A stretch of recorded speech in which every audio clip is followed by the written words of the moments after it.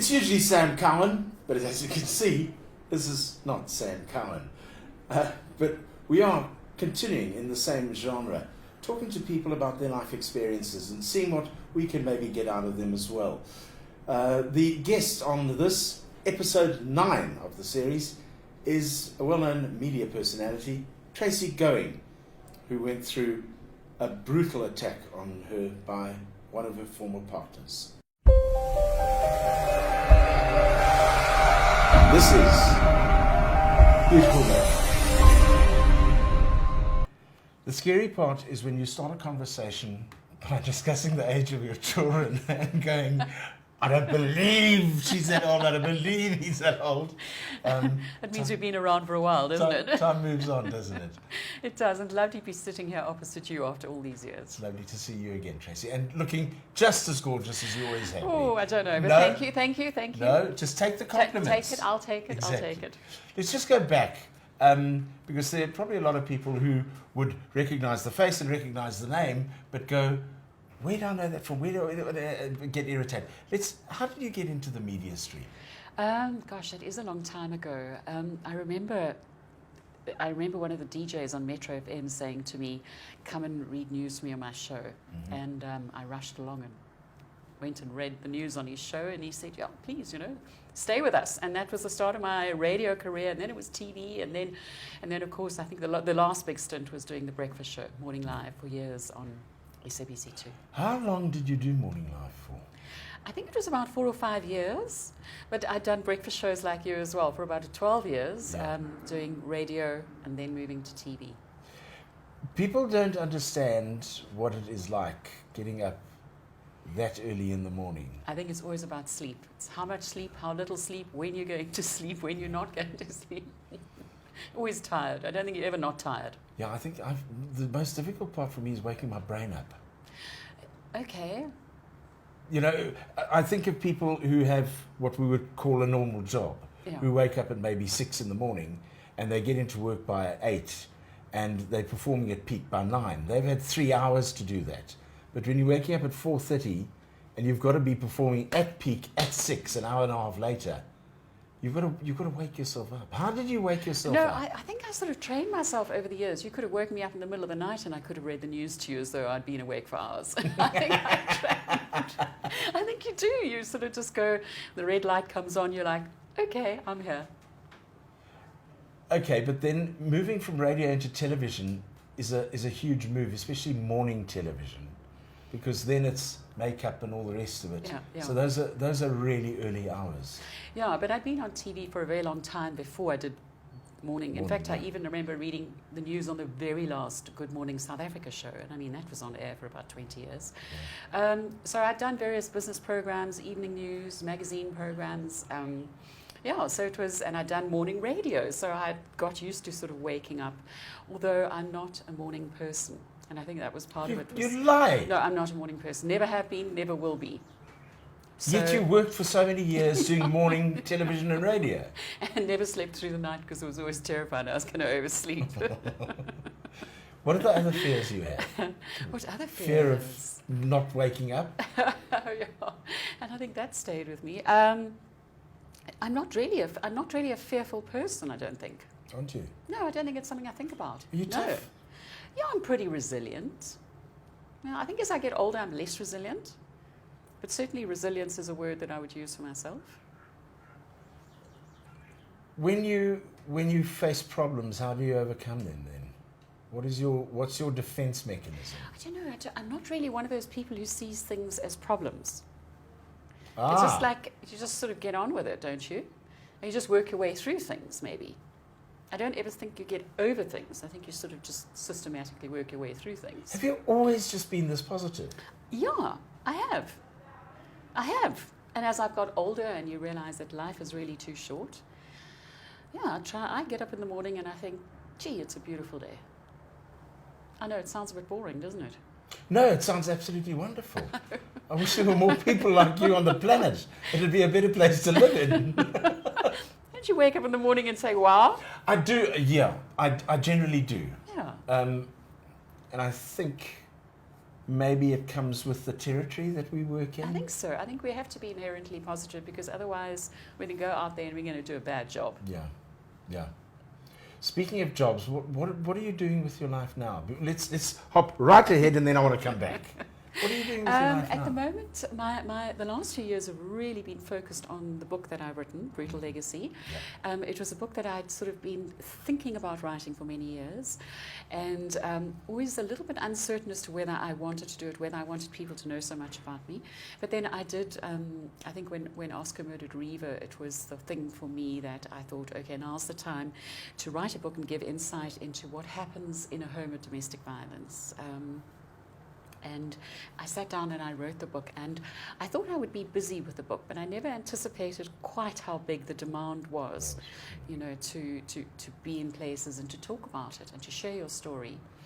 So that has been time consuming. Okay. And wonderfully so. Yeah.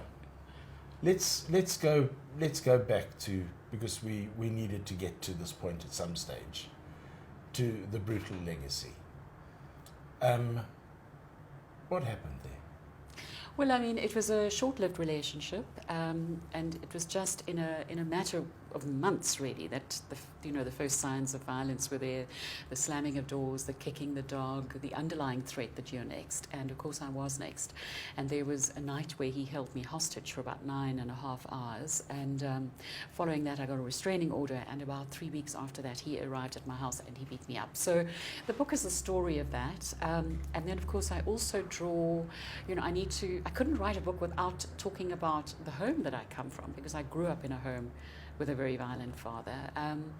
And I was able to sort of draw parallels, similarities, and really sort of explore the story. I would never find answers. I'm never going to be able to categorically say, well, it's because of where I came from that I ended up in a relationship like that. Because a lot of women haven't come from that and find themselves in a situation like that. So the book was an opportunity to possibly explore that. I don't think you ever have answers, but it's sometimes good to ask questions. Were there drugs or alcohol involved in this? There was in this particular case, and I think there very often is, but that's not an excuse, because there are alcoholics and drug addicts who don't beat up women. Yeah. So it's not an excuse, but they were, unfortunately, he was a drug addict, and I didn't know it. It's something people don't tell you when you meet them. I just found it interesting when you started talking about that, you said there were signs there, like the slamming of doors, and then you said, and kicking the dog. And I remember reading or hearing once that there was research done in American prisons, and every single serial killer in an American prison started by abusing animals. Hurting those who are Weaker, more vulnerable. Yeah, and that's what it is. I mean, a man who beats up a woman, it's not a fair fight. It never will be. So that is, and in my life, I have seen it with my father and with the one who beat me up, that there was a sense of reward for them. They actually enjoyed. At times they enjoyed doing what they did. I saw it. I've seen it with it's a pattern of behavior that works for them. And it's a pattern of behavior that they use through their life. And they're very seldom challenged on it. You may not be able to answer this question, but having been there, you may be able to. So I'm going to ask it in any case. What reward would a person get out of beating somebody who is less vulnerable? They get some form of satisfaction, whatever it may be. Some form of release, perhaps? I just see it as cowardice. Well, we do. As healthy people, we do, because that's exactly what it is. It's bullying. It's bullying others. It's breaking and destroying other people to possibly gain your own strength. How did you then, you've already said when you face problems, you move through them. How did you move through this and gain strength again? That has been a long process, and I think that's why people say, well, why has it taken you so long to tell your story, or why do people come out after 20 years and talk about them being raped? It's because we don't just get over it, and we have to get through it. talk you through what actually happened. So my instinct at the time was to lay charges against the perpetrator and to go to court, not for a minute foreseeing what lay ahead of me. I thought it was a simple process. I thought I had a restraining order, I had the bruises to show, I had a house that had been wrecked, a car that had been destroyed. I thought it was going to be simple, cut and dried. I'm going to go to court, this is what happened, and this is how it works. It doesn't work like that. So I completely underestimated what lay ahead of me. And then, of course, there was a point where I couldn't walk away. I had to see it through. So I went through a court case that took almost 3 years. So which means that you can never quite get over it. Every 6 months you're back in court, or 3 months, or however long it is. So you're never able to really walk away from the story. Then you're dealing with that. And then only afterwards do you start, over the years, beginning to accept what really happened to you. Because the question I asked all the way through the court case and for years afterwards is why? Why did you do it to me? What was it about me that was so worthless that you could do that to me? Why? And eventually I've had to accept that there really isn't a why. There isn't an answer to the question except because he could, because he was allowed to. So it was a long process. It really has taken years. And in fact, it's not something I'm ever going to get over. And still, even now when I sit here and I talk to you, I can never talk loudly about violence. I need to talk, I need to contain it, I need to manage it, even in conversation. So it's something that I'll never get over. Did you at some stage think it was because you were worthless? No, there's always a part of me, and I think that's where the resilience comes in. There's always a part of me that knew I didn't deserve it. And I think that's why I went to court, and that's why I took action, is because I knew deep inside that I didn't deserve this. And nobody deserves it. Nobody deserves it. It doesn't matter what you do or didn't do. Okay, then I come back to the original question. How did you move through this, and how did you gain your strength? Where didn't answer the question. No, that's fine, because a whole lot of other stuff came out there. But at what stage did you start seeing a rise in? Well, look, immediately afterwards, my career took an absolute dive. I mean, nobody would touch me. I'd been negotiating to read the main evening news when I hate to say it, but when the SABC still had viewers, millions of viewers. They still have viewers. But it was a time where everything was quite robust, at the SABC. And I'd been negotiating to be the evening newsreader. And of course that fell through. I mean, they even said to me, we can't touch you. So it took years for my career to pick up again. It was actually only when the perpetrator skipped the country in the middle of the court case that sentiment really changed, and I started getting calls and I started getting work again. But the emotional picking up the pieces of your life is a long process. So I can't really answer that question, because I think I'm still on the journey. I'm still healing. I still get triggered. I still feel vulnerable if I'm next to a man. Is he going to hit me? Is he going to shove my head through the window? So I don't think that ever goes away. So it'll be an ongoing journey. How do you then, if you're still busy with this journey and you have these fears around you, how do you then establish a relationship with another person? Because I know you are in happily married for many years. Yeah. How did you overcome that fear to take that step forward? How did I learn to trust?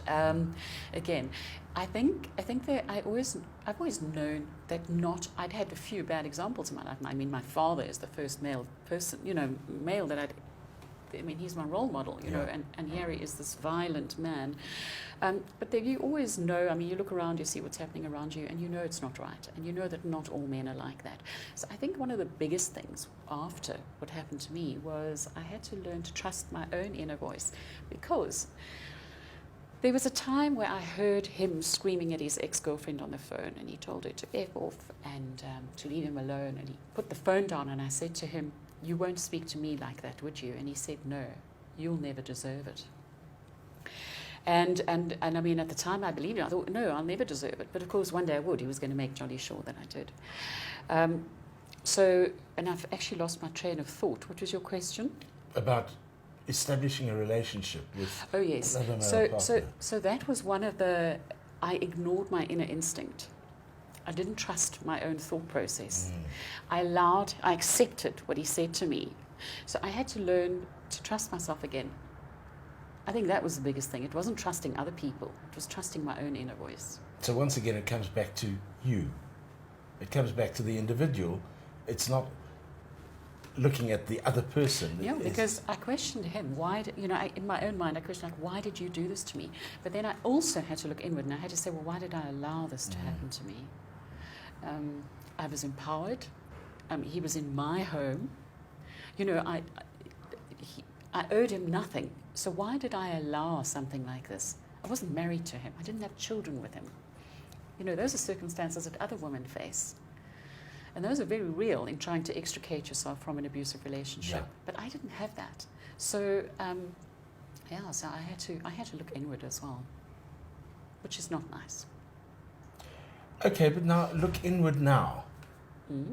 Do you like what you see? Myself? Yes. I'm happy. I think so. Are you strong within yourself? I am.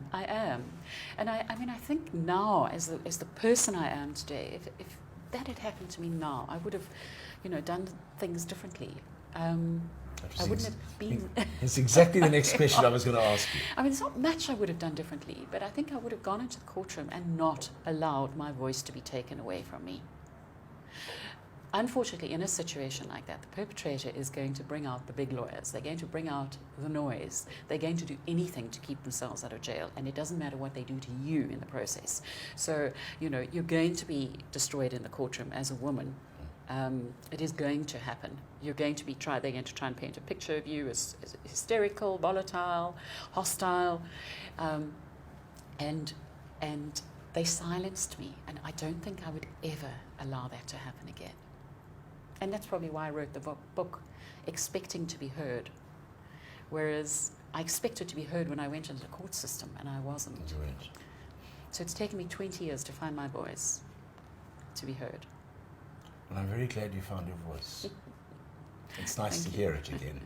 And lovely to see you again. Thank you. Thank you very much for taking time out to join us, Tracy.